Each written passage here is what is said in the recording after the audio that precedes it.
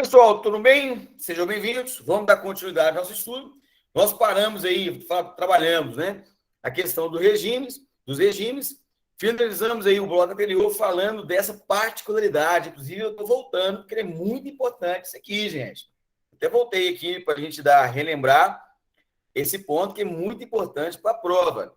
A questão aí dessa mudança da lei 22.865 de 2018, que acrescentou certas particularidades na Lei 11.404, 94, que é as normas de execução penal do Estado de Minas Gerais. Bacana? Então, vamos só relembrar. Aquele agente da lei, que era, ao tempo do delito, ele era policial penal, civil, militar, agente de segurança socioeducativo, bombeiro. Né? Lembrando que o agente de segurança penitenciária hoje é o policial penal. O que esse cara ele vai ter? Uma prerrogativa, esse cidadão especial, chamamos de agentes da lei. Ele vai ser recolhido na prisão provisória e ficará em dependência distinta e isolada dos demais complexos penitenciários. Não só a prisão provisória, mas também aquele transitado em julgado, aquele preso, né, condenado, que ao tempo do delito, do fato, da tipicidade criminal, ele era agente da lei civil, policial civil, militar, tanto da polícia quanto do bombeiro, agente de segurança penitenciária hoje, que é policial penal, ou agente de segurança socioeducativa. Então, essa turma, eles terão uma prerrogativa justamente na garantia da sua integridade. Eles ficarão lá separados dos demais presos. Olha lá o que estabelece o 75. Devem ser previstas as sessões independentes de segurança reforçada, ou seja, tem que garantir a segurança de quem? Para aquele condenado que tem exercido a função de policial, de bombeiro, de agente de segurança penitenciária, que hoje é o policial penal, e agente de segurança socioeducativa. Mas qual que é a finalidade disso, professor? Por quê? Por causa dessa condição, esteja ou possa vir a estar ameaçado em sua integridade física. Então, ou seja, gente, tem que ficar em estabelecimentos, né, sessões independentes justamente na sua garantia da sua integridade, né? Pelo fato de ser agente da lei, ele se torna vulnerável dentro do sistema prisional. E não só esses, mas também aqueles que foram condenados por crime hediondo, da Lei 8.072 de 90. Aquele, por exemplo, que cometeu o estupro de vulnerável, o homicídio é qualificado pela a questão da violência doméstica, que nós chamamos de feminicídio, com emprego de utilização de emprego de arma de fogo de uso restrito ou proibido, que é a qualificadora do homicídio. Então, é o chamado crimes hediondos. E aquele também rebelde ou opositor ao regime de estabelecimento, ou seja, aquele subvertor a ordem, é aquele que ele tenta subverter a indisciplina, é aquele que ele tenta lá romper o véu da manutenção da ordem pública dentro do estabelecimento prisional, ou até mesmo na sociedade, né?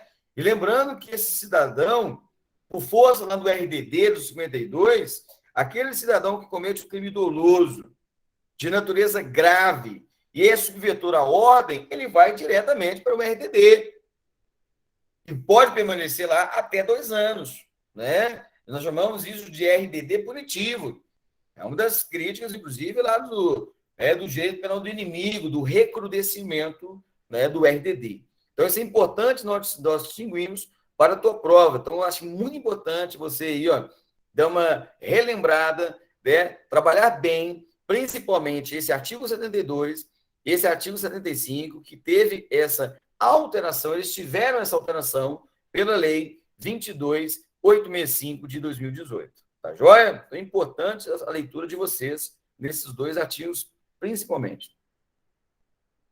76. O complexo penitenciário será construído em pavilhões separados para a execução progressiva dos regimes, regime fechado, semiaberto e aberto. E lembrando que eu estabeleci, né, nós falamos no último bloco, a importância de estudarmos, né, o artigo 112 da nossa Constituição, aquela progressão de regime.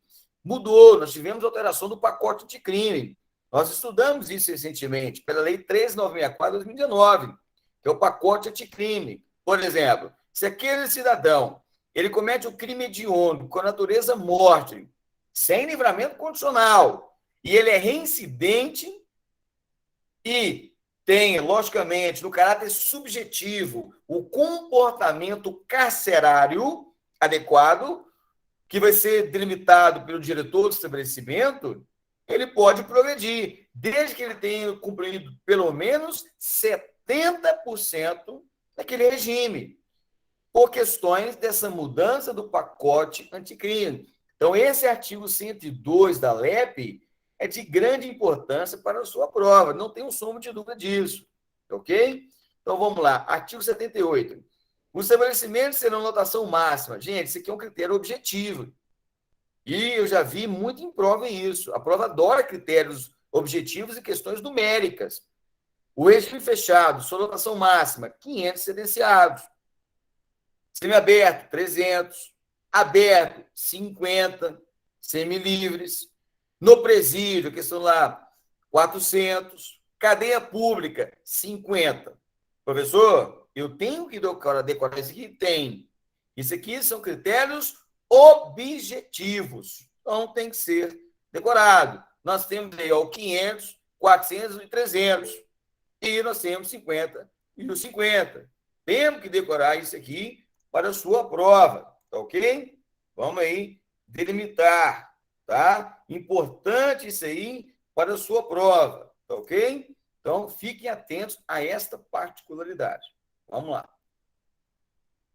O presídio, que é a cadeia pública, estabelecimentos de regime fechado, destinam-se à custódia do preso provisório. Olha lá. Então, no caso, o presídio é a cadeia pública, estabelecimento de regime fechado, destinam-se à custódia de preso provisório e à execução de pena privativa de liberdade para o preso residente domiciliado na comarca. Então, lembra que a gente fala disso? Via de regra, o preso deve permanecer próximo à sua família, próximo ali à comunidade, porque, de fato, é um dos fatores importantes para a sua ressocialização. Então, o presídio e a cadeia pública, estabelecimentos de regime fechado, destinam-se, então, à custódia tanto do preso provisório quanto aquele de execução de pena privativa de liberdade, né? Residente e domiciliado na comarca, porque é um dos fatores importantes, a gente já viu lá na LEP, nós vimos também no REMP, né? Que é a participação da família, da comunidade, para que trabalhe na ressocialização dele, tá ok? Artigo 81. No presídio e na custódia pública, haverá unidades independentes, olha lá, primeiro, para a mulher, é claro, justamente na dignidade da mulher, relacionada ao gênero. Para o jovem adulto, dos 18 aos 21. Para o preso que tem exercido, lá de novo, ó, olha aí, unidades dependentes, função policial, bombeiro militar, tá vendo que tá reforçando essa ideia dos agentes da lei. Agente de segurança penitenciário, agente de segurança socioeducativo. Lembrando que agentes de penitenciário são vocês, futuros policiais penais. E para o cumprimento de pena privativa de liberdade e de limitação de fim de semana. Então, tem que ter essa unidade distintas. Mulher, o jovem adulto, lógico que ainda está na formação da sua personalidade, e aqueles que tenham exercido atividades dos órgãos de segurança pública. Também foi essa mudança acrescentada pela Lei 22.865 de 2018. Então, fiquem atentos a essa particularidade. Parágrafo 1º. O sentenciado poderá cumprir, olha lá, olha o verbo, né? Aqui nós não temos o dever, nós temos a faculdade. Poderá cumprir na cadeia local pena em regime fechado ou semiaberto, caso a penitenciária se localize em área distante da residência de sua família. Olha lá. Então, o juiz vai delimitar, porque, via de regra, ele vai cumprir a sua pena lá na penitenciária. Agora, logicamente, para que haja ali a formação da sua dignidade, da sua reinserção social, né, à sociedade, pode ser colocado ali, né, em cadeia local, justamente nessa aproximação da sua família. Então, tem essa faculdade. Quem que vai fazer essa análise? O juiz de execução. Beleza? O juiz da vara de execuções penais. Parágrafo 2º. As presidiárias serão asseguradas condições para permanecer com seus filhos durante o período de amamentação. Olha que interessante.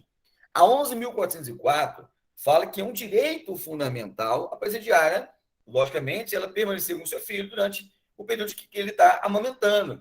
Porque, de fato, quem está cumprindo a pena é a mãe, é a presidiária, não a criança. A criança não pode ser a ela mitigada os seus direitos fundamentais. É o chamado direito mínimo existencial, principalmente a alimentação, que é a amamentação.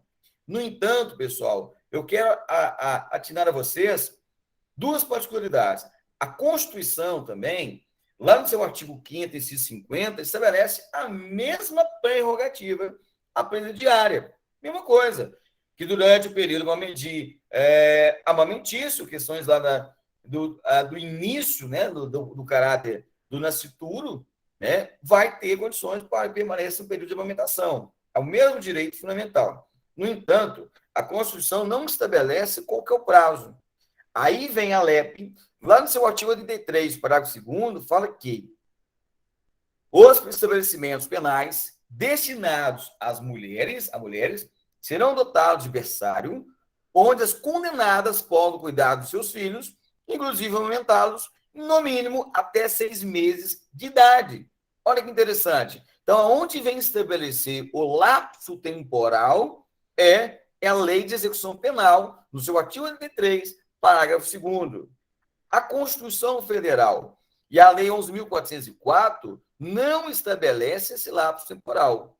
Só a LEP no seu artigo 83. Então, cuidado que na prova eles podem inverter essa particularidade. Tá joia? Então, fiquem atentos. Artigo 84. Penitenciária destina a execução da pena privativa de liberdade em regime fechado. Nós vimos isso, né? Então, só para ratificar. Estabelece que, semelhante à LEP, que o sentenciado será alojado em quarto individual, né? Uma cela individual. Cama, tem lavatório, chuveiro e aparelho sanitário. E olha que interessante, lá no artigo 82 da LEP, traz uma semelhança, né? Mas lá no 82 da LEP fala que a cela individual conterá dormitório, aparelho sanitário e lavatório, né?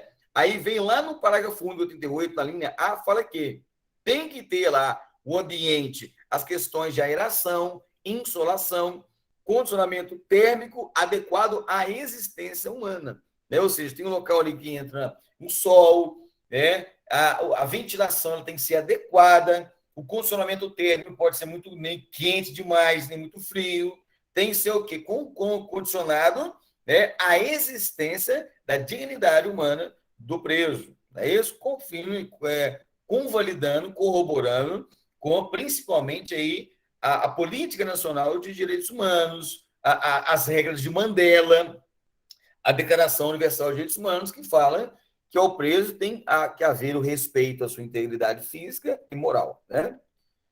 Área mínima de 6 metros quadrados, é o que estabelece também o artigo 88 da LEP. Então, aí tem essa semelhança do 85 com o 86 da LEP.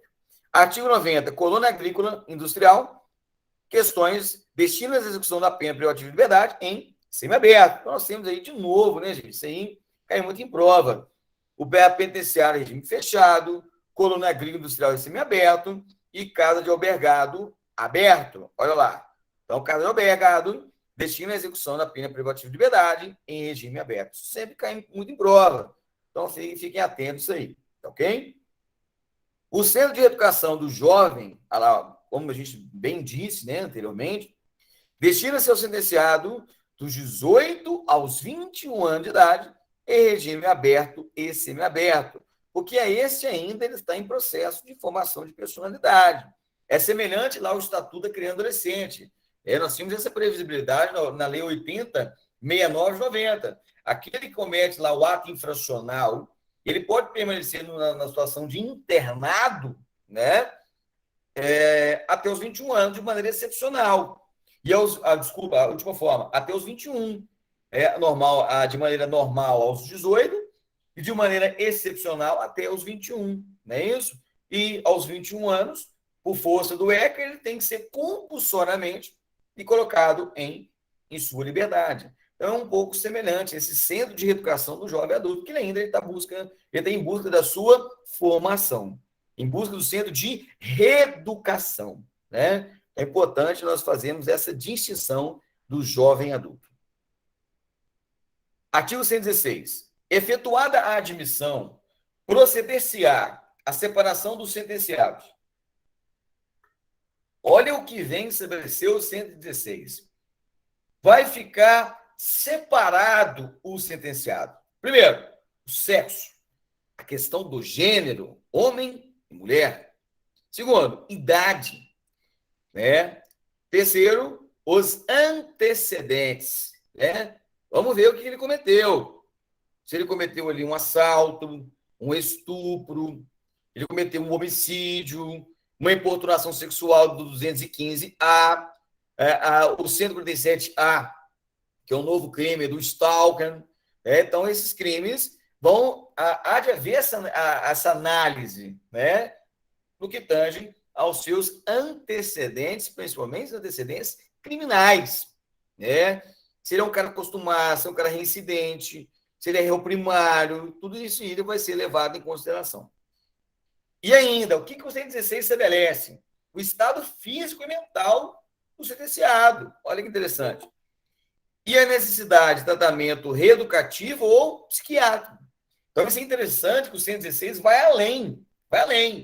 Porque a nossa Constituição Federal, no artigo 5º, inciso 48, ela é bem genérica, abstrata. Ela fala que haverá o cumprimento de penas e estabelecimentos distintos, conforme a natureza do delito, a idade e o sexo do penado. Somente estabelece essas três particularidades. E o 116 da norma de execução penal de Minas vai além.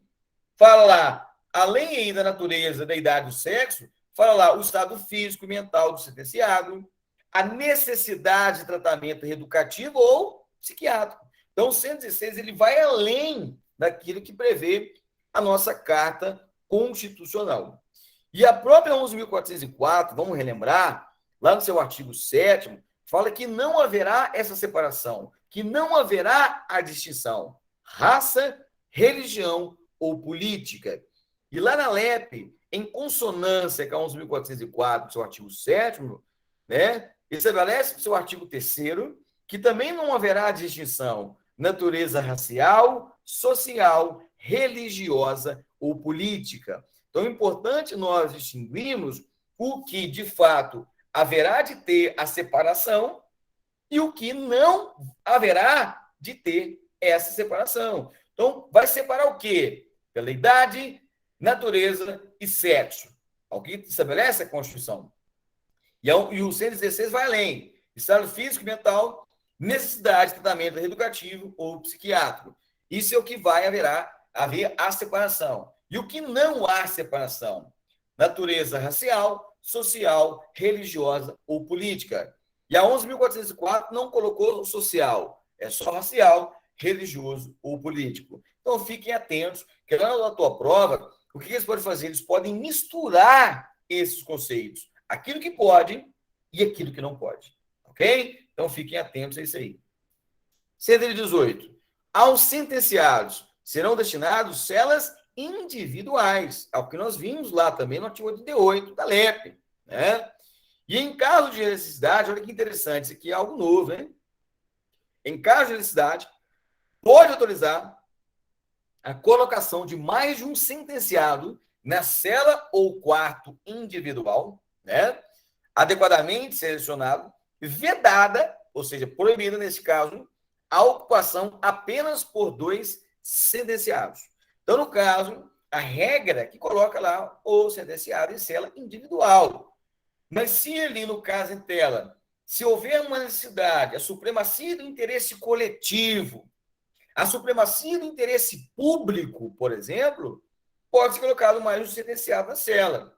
Mas ali não pode colocar, tem que ser pelo menos apenas, ela não pode, né, apenas por 2. Tem que ser no mínimo o quê? 3, 4. Aqui não delimita ali a quantidade máxima, né?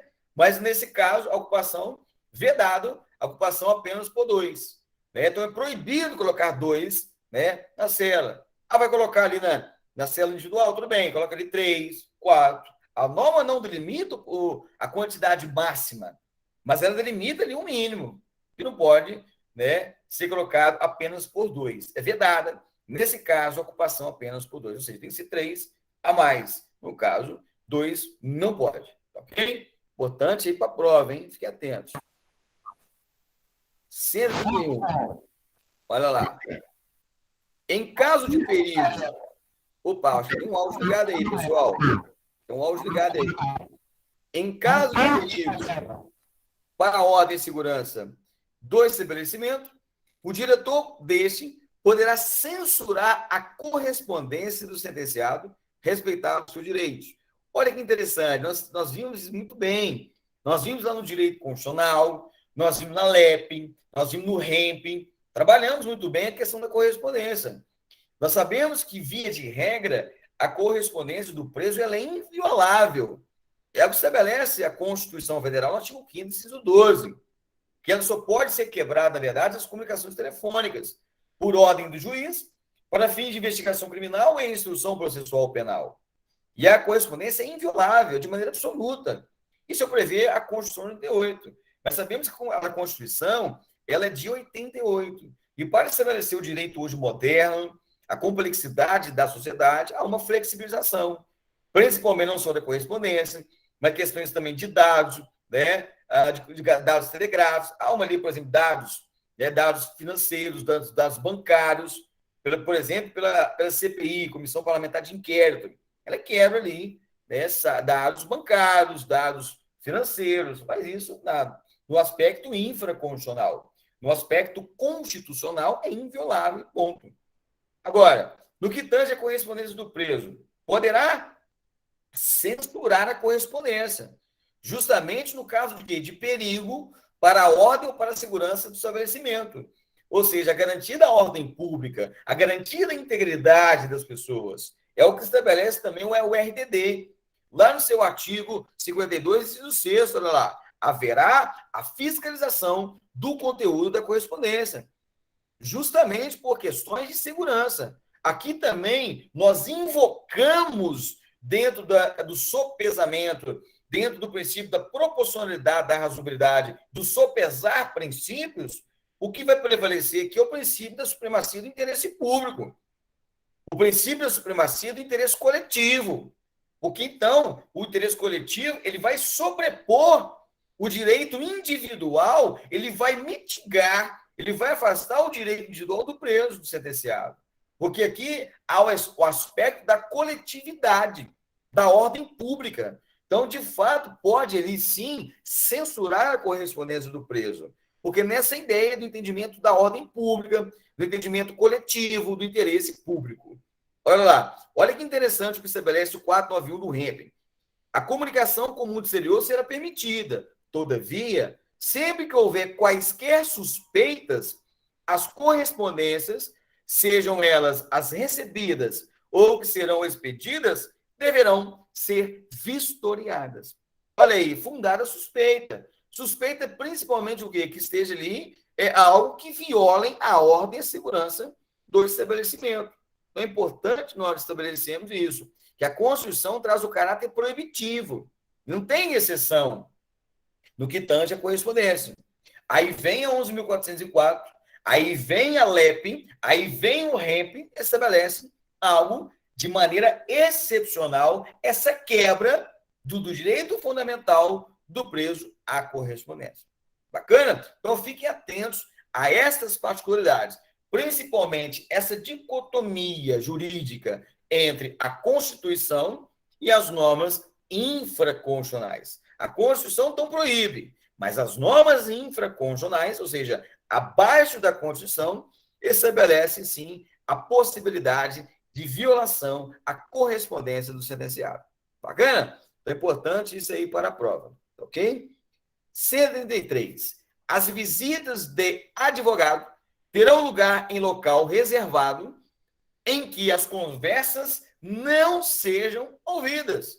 Olha que interessante. Pessoal, isso aqui também está previsto, esse direito, essa prerrogativa do advogado, também está previsto lá no RIP, lá desculpa, lá na LEP, lá no RDD, lá no seu artigo 5º, isso, artigo 52, inciso 5º, que as entrevistas dos presos, elas, via de regra, serão monitoradas, exceto com o seu defensor, porque nós temos essa previsão, gente, lá no artigo 7º do Estatuto da Ordem, que fala que o advogado ele tem um direito de comunicar-se com seus clientes, pessoal e reservadamente, mesmo sem procuração. Olha lá, quando esses presos estiverem, os seus clientes estiverem presos, detidos ou recolhidos em estabelecimentos civis ou também militares. Então, é uma prerrogativa prevista no artigo 7º, inciso 3º do Estatuto da Ordem.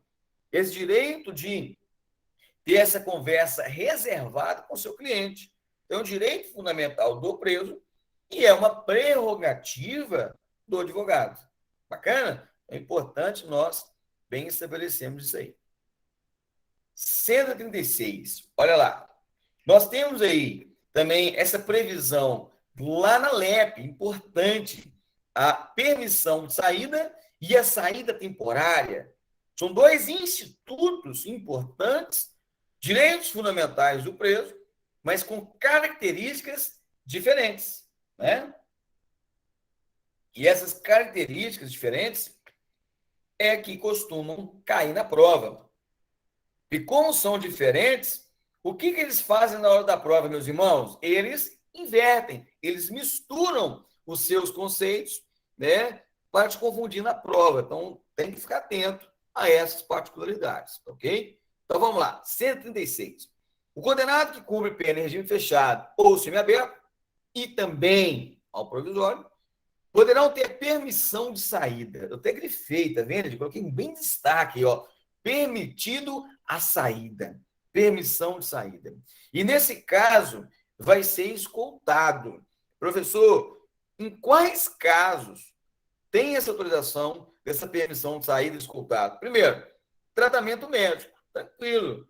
Por exemplo, um preso, né? Ele precisa fazer uma ressonância magnética, ele precisa fazer uma endoscopia, e lá dentro do estabelecimento penal não tem esses exames. Não é isso? Então, o que ele vai ter que fazer? Ele vai ter que se deslocar até o hospital, mediante a escolta, né?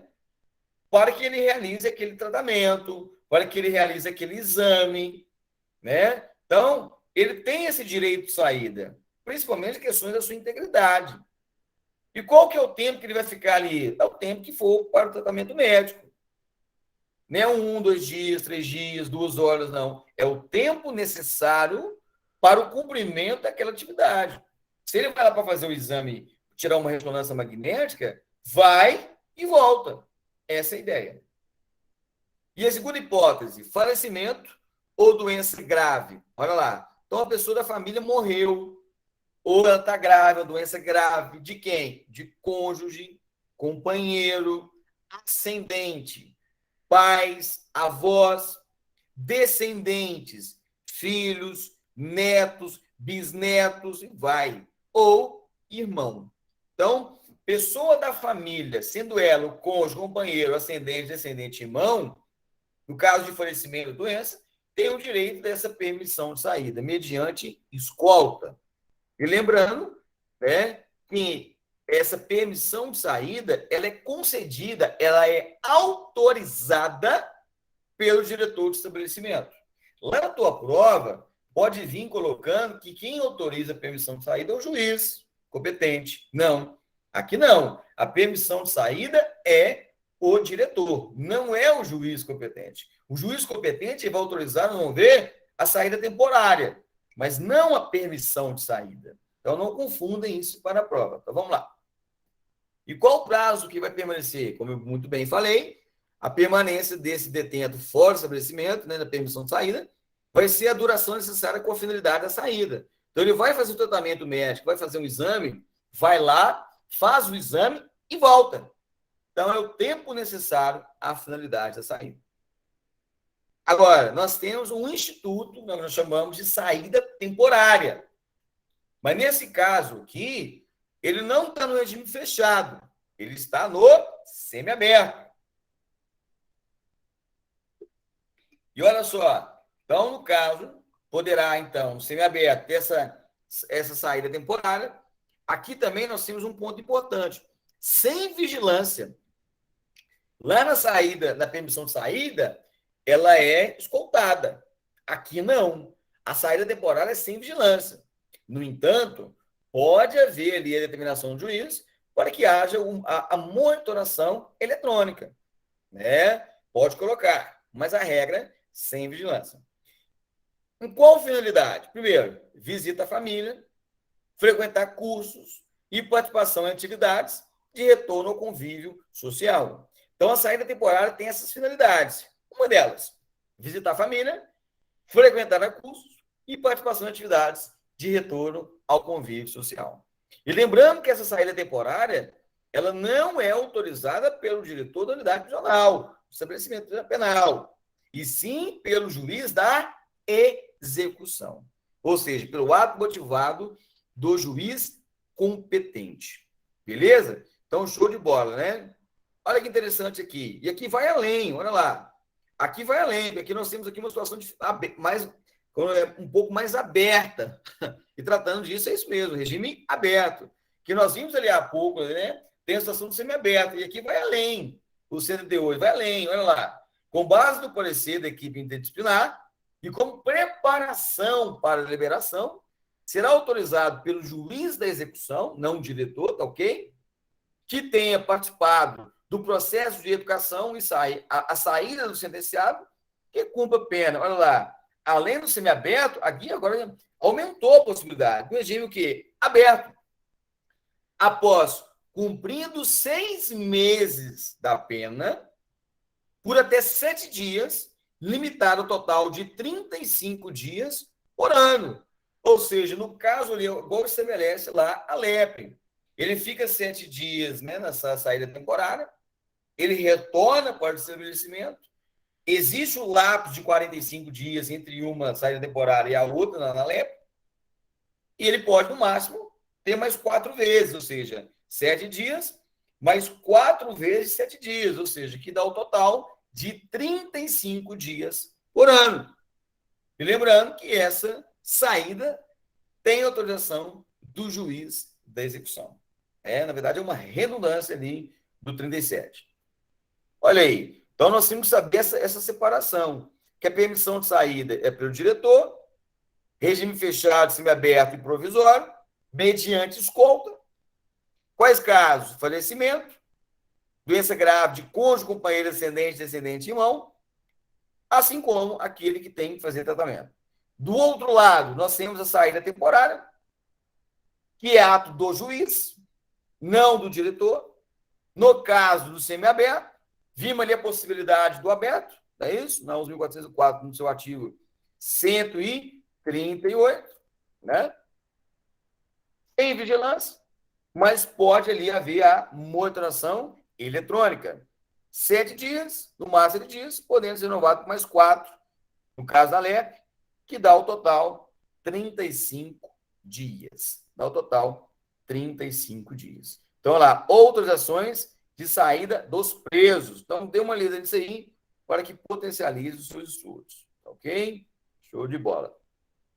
Vamos lá. Artigo 140. O sentenciado não exercerá função disciplinar. Professor, às vezes na prática eu vejo algumas atividades disciplinares, mas dentro da teoria não há que se falar em exercer função disciplinar. O preso não, ele não tem essas prerrogativas, tá ok? Isso dentro da lei, dentro da legalidade. Então, pode ser uma boa questão na tua prova. Eu já vi isso caindo em prova, hein? Bacana? Vamos lá. Artigo 142. Constitui infração disciplinar. Olha que interessante. A LEP, ela estabelece as infrações graves praticadas pelo preso. O REMP, mais especificamente o REDIPRE, traz as infrações graves, médias e leves. E a 11.404, ela não estabelece infrações graves, médias e leves. Ela estabelece infrações disciplinares. E lá no REDIPRE, que foi incorporado no REMPRE, vem estabelecer quais são graves, médias e leves. Então, é muito importante os senhores aí atentarem quanto àquilo que estabelece no REP, mais especificamente no REDIPRE. As distinções entre graves, médias e leves. Esse é um ponto muito importante que eu preciso que você se atente para a sua prova. Então, vamos ver de maneira genérica as infrações. Negligência na limpeza e na ordem da cela e no asseio pessoal. Olha que interessante. Nós temos aqui, por exemplo, a negligência na limpeza, deveria, por exemplo, no REDIPRE, da ordem na cela, é uma transação média. O asseio pessoal, não vai tomar banho, não vai trocar de roupa, não vai escovar os dentes. Ele tem aí uma falta leve, por exemplo. Né? Abandono voluntário do trabalho, do local de trabalho. Lembrando que o trabalho é obrigatório. Né? Descumprimento das obrigações do trabalho, isso é grave. Ele tem que trabalhar, porque o trabalho é obrigatório. Atitude molesta para os companheiros, olha lá, também é infração disciplinar. Linguagem injuriosa, né, que ofenda a honra subjetiva do outro, do outrem, né? Jogos e atividades proibidas, simulação de doença, inclusive aqui uma situação grave, simular doença. Posse ou tráfico de bens não permitidos, também, né? Infrações, né, de grande aí problemas para o sistema prisional. Comunicação proibida com o exterior, e no caso de isolamento, lá com o interior, né? Não pode ter essa comunicação com o exterior, desde que não tenha essa autorização. Atos obscenos ou contrários ao decoro. Ou seja, o decoro é aquele que a ética coletiva ali do sistema prisional, né? Também é infração disciplinar. Falsificação de documentos. Inclusive, aí pode responder criminalmente, né? Falsificação de documento público, né? A falsidade ideológica. Então, alguns crimes aí ainda pode responder, né?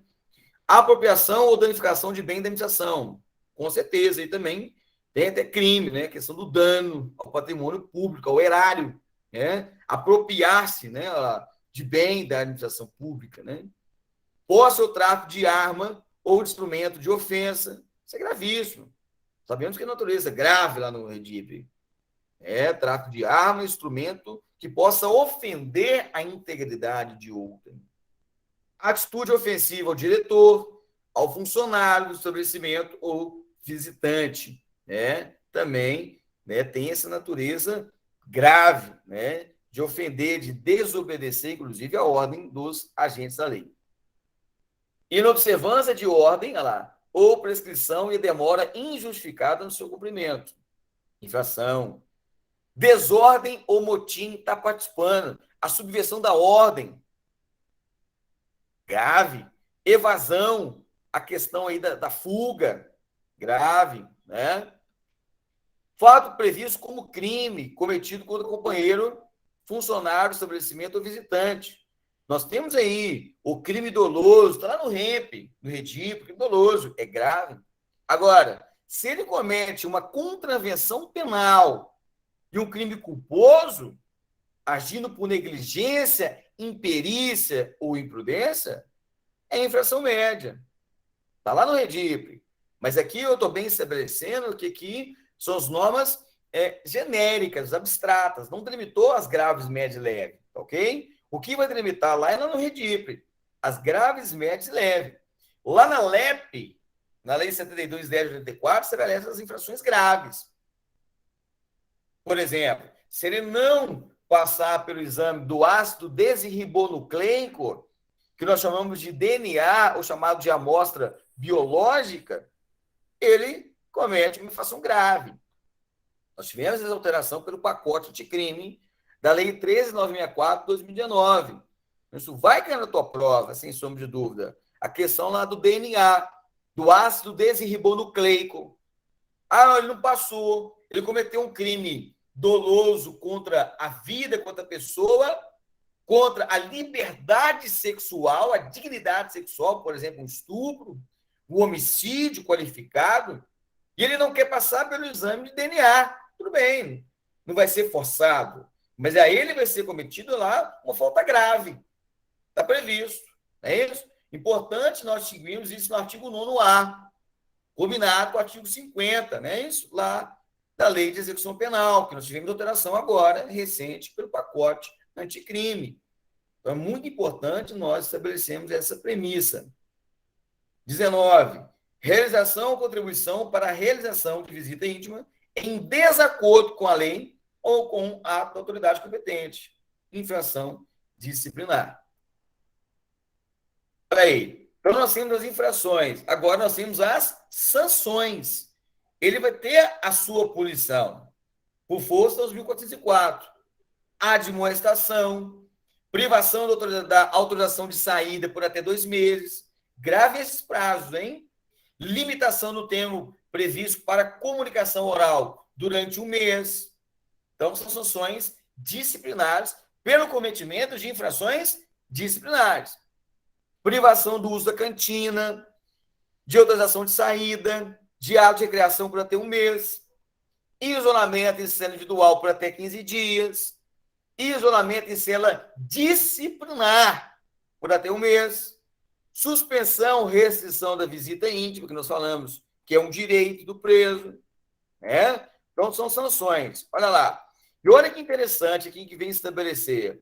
Estas sanções, elas são divididas no que tange a competência da aplicabilidade de 2 pessoas. Primeiro, o diretor do estabelecimento.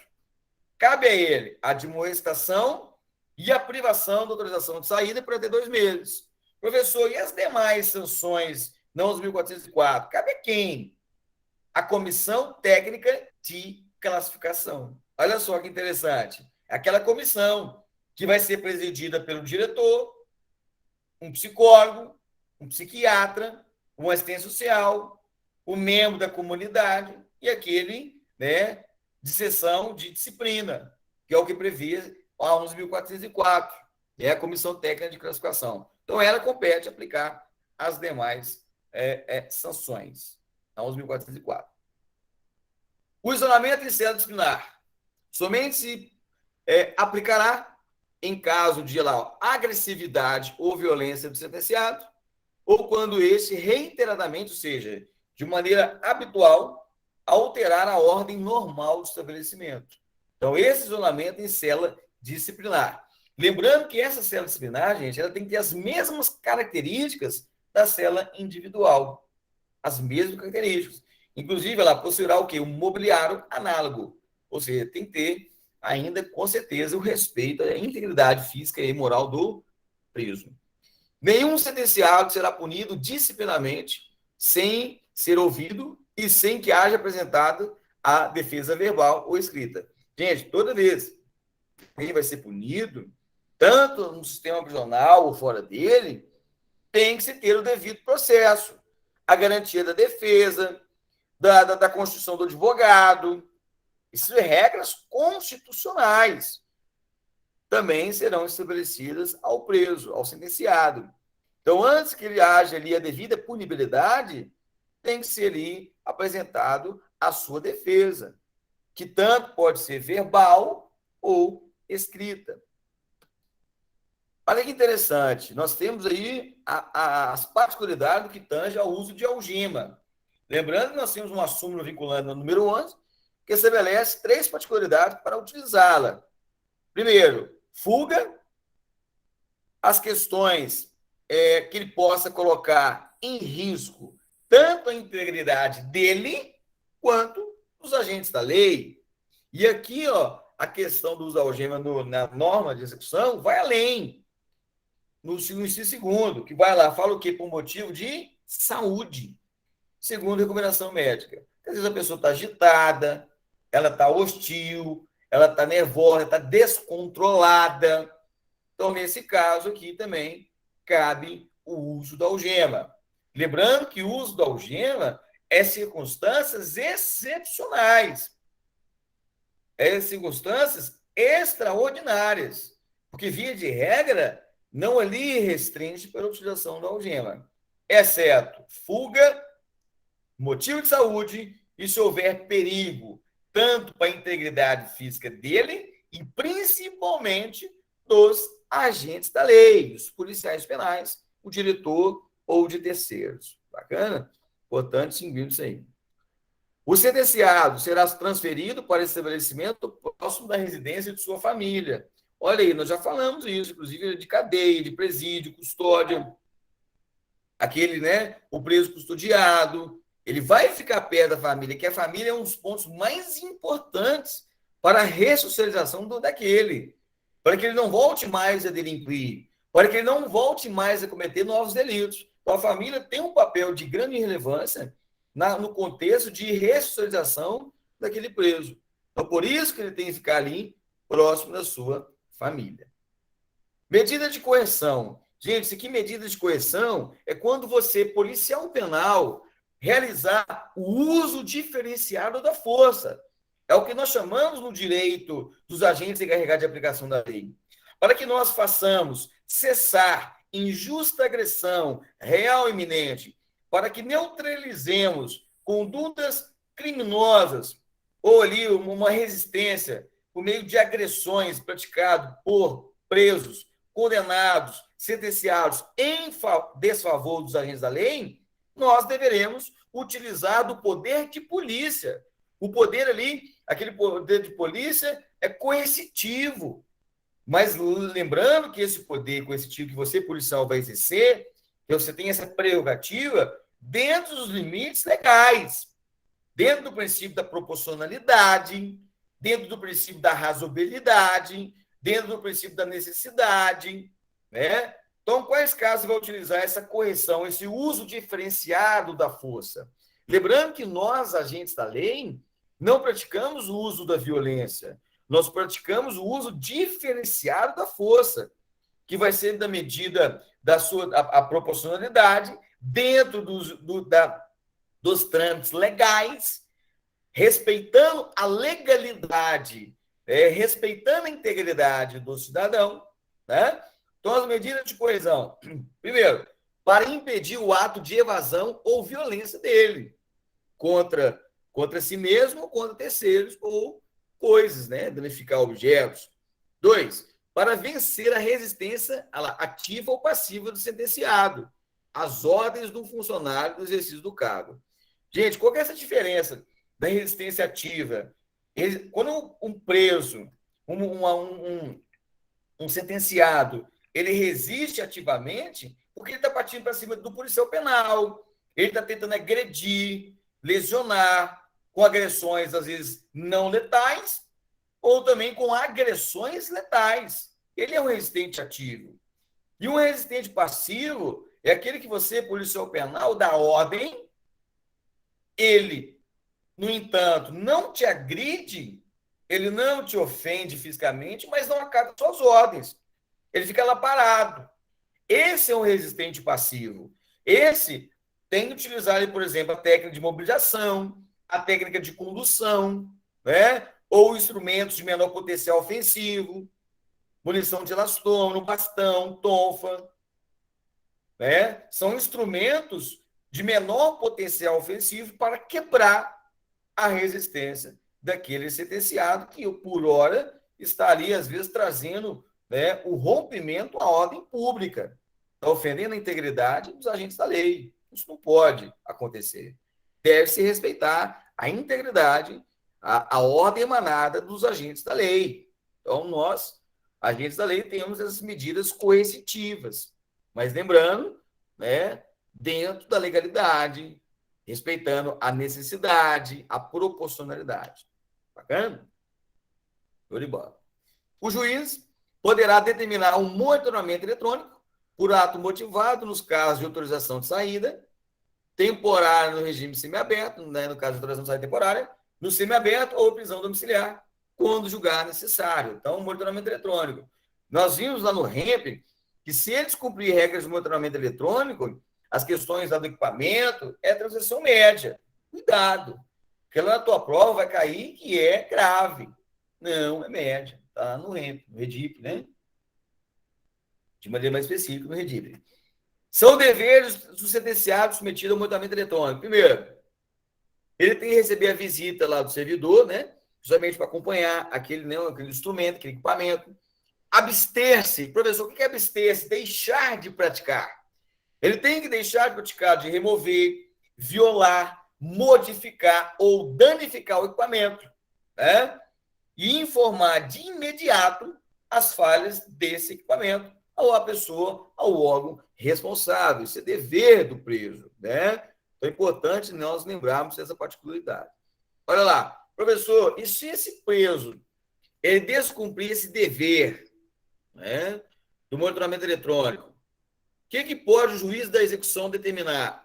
A regressão do regime, né? E pode lá voltar para o fechado, a revogação da autorização da saída, da permissão de saída ou saída temporária, a revogação da suspensão condicional da pena, revogação do livramento condicional, volta para o estabelecimento novamente, a conversão de pena restritiva de direito para privativa da liberdade, onde vai ficar encarcerado, a revogação da prisão domiciliar e a advertência escrita. Então, essas são as medidas se ele descumprir regras da monitoração ou do monitoramento eletrônico.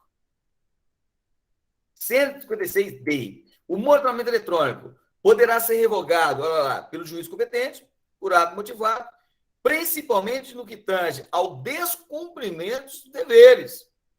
O preso, se ele está lá, por exemplo, lá na questão domiciliar, na prisão domiciliar no aberto, ele tem os seus deveres. Ou quando se tornar desnecessário ou inadequado a critério do juiz. Então, esse monitoramento, o monitoramento eletrônico, ele pode ser revogado. Primeiro, o descumprimento de dever do preso e quando houver, né, essa desnecessidade ou se não ser mais adequado, né, e vai ser delimitado pelo juiz competente. Ok? Olha lá, o pessoal penitenciário terá estatuto próprio. Olha que interessante, no caso de vocês, futuros policiais penais, né? Lembrando que o que rege a vocês, nós temos aí o plano de carreira, né, do Estado de Minas Gerais, e ainda o que rege a questão dos direitos, prerrogativas, deveres, é regido pela 869/52, que é o Estatuto do Servidor Civil. Lembrando que nós temos a PEC em Minas Gerais, né? A proposta de emenda constitucional 53 de 2020, que vem alterar de maneira pontual a Constituição do Estado de Minas, no que tange essa mudança da emenda constitucional 104 de 2019, que acrescentou o policial penal no rol, no ânimos clausus, lá do artigo 144 da nossa Constituição, e vem estabelecer ainda uma proposta de análise, uma proposição ainda que está em análise dentro do processo legislativo, da criação da lei orgânica, né? Que estabelece os direitos, as prerrogativas e também os deveres, né, do policial penal. Então, vamos fazendo essa análise genérica aí. 184. É vedado porte de arma de fogo ao funcionário em serviço. Olha que interessante. Esse artigo 184, muito interessante, ele fala que o policial penal ele não pode portar arma de fogo em serviço. Sabemos muito bem que esse artigo, ora bolas, ele não está autorizado. Porque nós temos aí a Lei 14.695 de 2003, que trata da carreira do agente de segurança penitenciária, o policial penal, que estabelece que o policial penal ele pode portar arma de fogo, ela fica autorizado a portar, lá no seu artigo 6º, parágrafo 1º, fica autorizado a portar arma de fogo fornecida pela administração prisional, né, administração pública, quando em serviço, exceto aonde, pessoal? Nas dependências internas do estabelecimento penal. Então, esse artigo 184, ele não mais traduz o que, de fato, né, nós temos aí de maneira mais atualizada no ordenamento jurídico acerca das condições armamentícias do agente da lei. Então, o 144 fala que não pode portar arma de fogo em serviço. Aí vem o artigo 6º, parágrafo 1º da Lei 14.965 de 2003, que é o plano de carreira do policial penal, do agente da lei, né? Fala que pode, sim, portar arma de fogo pela administração pública em serviço. Agora, não pode o quê? Nas dependências internas do estabelecimento penal. E vamos relembrar outra particularidade. Nós temos a Lei 10.826 de 2003, que é o Estatuto do Desarmamento, fala que hoje, com a atualização de 2014, que o policial penal, o antigo agente penitenciário, ele pode portar arma de fogo dentro e fora do serviço. Ele tem lá o porte funcional, que dá a ele também o direito de portar arma de fogo fora do serviço. Ele tem o direito ao porte, o ir e vir, e tem o direito à posse, de comprar os armamentos que ele bem entender, dentro dos requisitos legais. Lembrando que lá no artigo 6º, parágrafo 1º-B, fala que para o policial penal, sim, de fato, ele tem o porte dentro e fora do estabelecimento penal, né, dentro da atividade de segurança pública, ou seja, fora da atividade, né, na sua vida paisana, tal, com o porte da arma de fogo fora do serviço, ele tem que ser de dedicação exclusiva, tem que passar pela capacitação técnica, científica, psicológica e profissional, e além de ter o âmbito, as questões correcionais. Tem que ter um órgão correcional dentro da instituição que prevê, chamamos de corregedoria, em âmbito externo, ouvidoria, para que, de fato, o agente da lei ele tenha esse porte dentro e fora do serviço. Bacana? Então, é importante nós lembrarmos. Então, a lei de armas fala que o policial penal pode ter arma de fogo dentro e fora da atividade de segurança pública, desde que tenha dedicação exclusiva, ou seja, ser concursado, capacitação técnica profissional, tenha um curso técnico e psicológico e órgãos correcionais. Então, é importante isso aí para a sua prova. Então, está vendo que cada norma fala de um jeito. Professor, eu tenho que saber de todas as normas? É claro. A 11.404 estabelece uma particularidade no artigo 194. Lá no artigo 6º do plano de carreira estabelece de outra forma. E a Lei 10.826, 2003, Estatuto do Desarmamento, traz uma particularidade mais abstrata, mais genérica, mais erga omnes, no que tange ao direito do porte de arma de fogo do agente policial penal. Bacana? Show de bola, hein? Fiquem atentos. 175. Em caso de legítima defesa, tentativa de fuga e resistência à ordem, será permitido lá o uso da força pelo funcionário. É aquilo que nós estabelecemos, gente, a questão da medida coercitiva.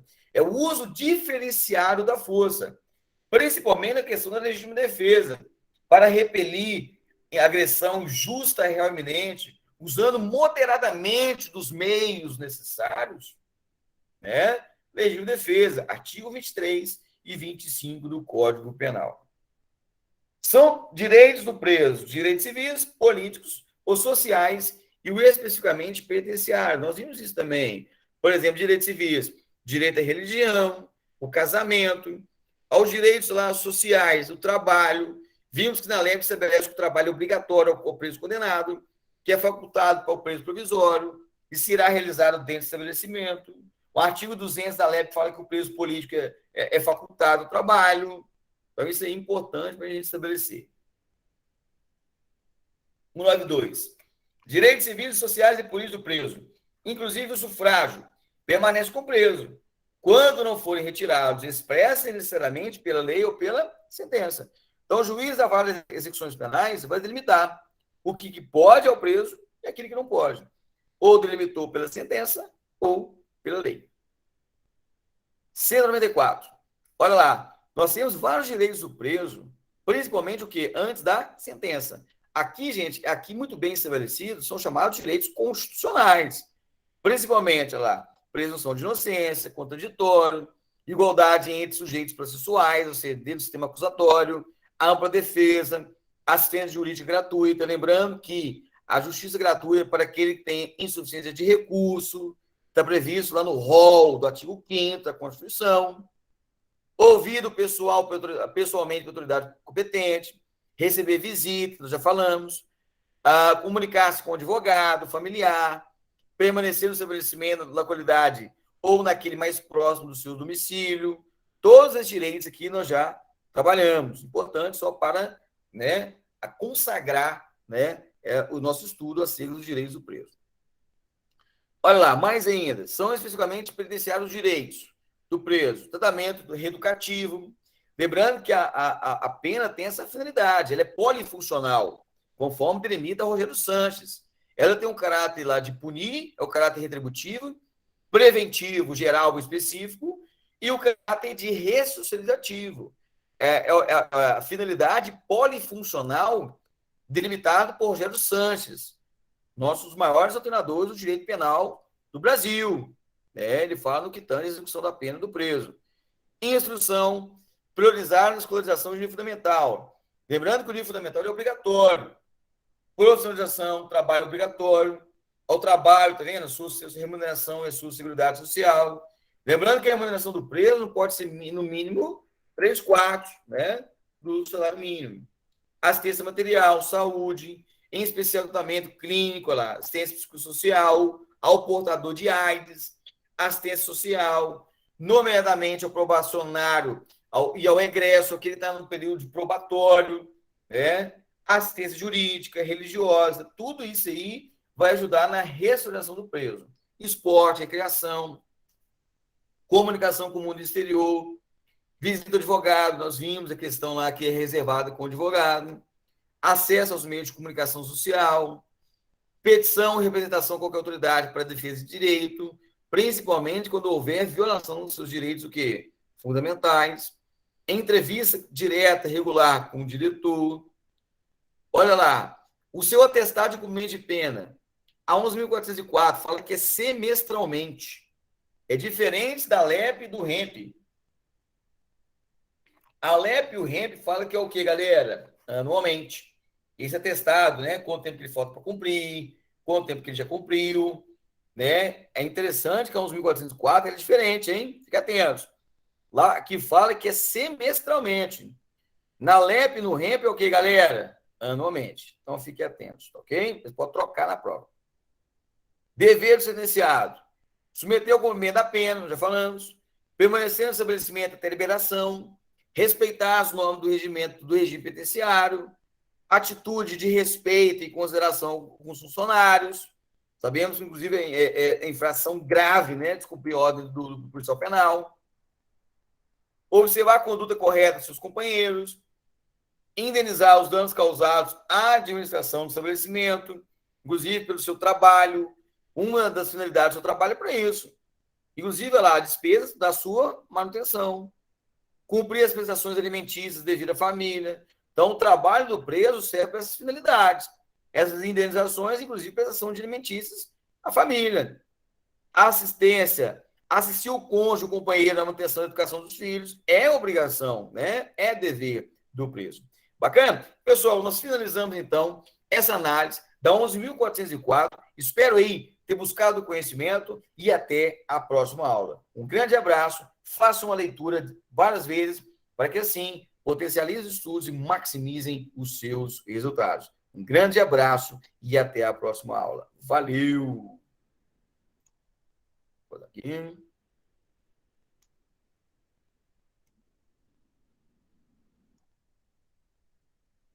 Valeu, cabeça.